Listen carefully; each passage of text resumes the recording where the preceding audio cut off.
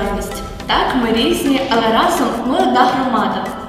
Нас об'єднують спільні ініціативи та сумління праці, що допомагають Рогатинській громаді рости, розвиватись та навіть дивувати. Шановні працівники та ветерани органів місцевого самоврядування, сьогодні ваш день – День місцевого самоврядування.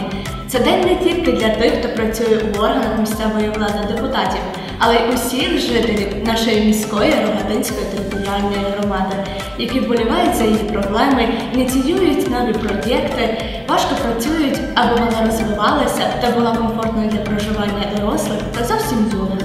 Ми, діти, також відчули себе частинкою місцевого самоврядування, адже отримали шанс представляти інтереси усієї молоді громади у дитячому парламенті.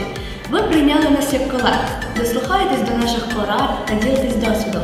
Тож дозвольте від імені дитячого парламенту привітати вас із професійним святом. Нехай професійність та досвід, відповідальність і творче ставлення до виконання своїх обов'язків сприяють розбудові та розвитку нашої громади.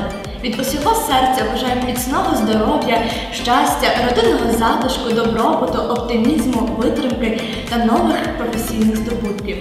Вітаємо!